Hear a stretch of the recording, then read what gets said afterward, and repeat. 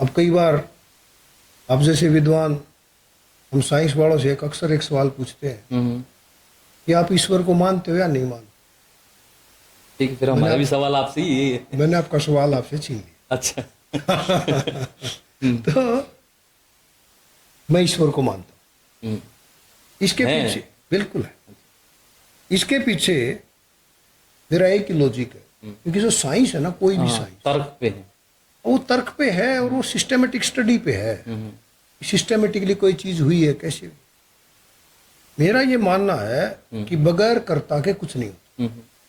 तो कर्ता इंपॉर्टेंट है। हम्म। अब ये सारी चीजें हुई, हम्म। पृथ्वी सूर्य से उतनी ही दूर है हम्म। जितनी जीवन के लिए जरूरी है। हम्म। और जब पृथ्वी बनी 450 करोड़ साल पहले, उस वक्त कोई जीवन नहीं था। लगभग पृथ्वी को 100 से 120 करोड़ वर्ष लगे ठंडी होने में। हम्म। तब ये पूरा आग का गोला था। हम्म। ये ठंडी हुई।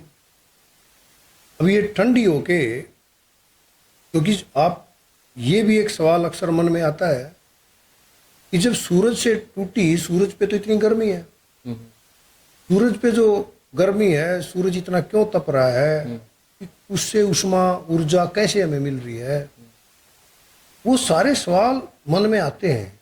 आधुनिक विज्ञान ने उस सभी सवालों के जवाब ढूंढ लिए। हम्म।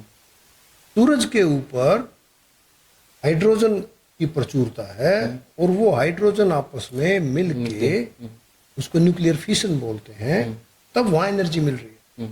वहां मास एनर्जी में कन्वर्ट हो।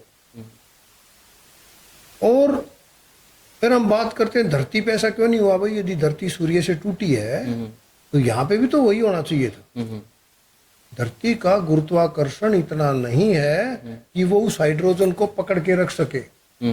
वो उस हाइड्रोजन को इतना दाब दे सके कि वो हाइड्रोजन मिलके हीलियम बन जाए। इसीलिए आपने देखा होगा, छोटे बच्चे आप रहे, उस जमाने में हम गुब्बारे, उस गुब्बारे में गैस भरी जाती थी, जो गुब्बारा उड़ जाता, वो कुछ और नहीं, वो गैस हाइड्रोजन ही थी, क्योंकि बहुत हल्की है। पृथ्वी उसको पकड़ के नहीं रख पाती है गुरुत्वाकर्षण के कारण।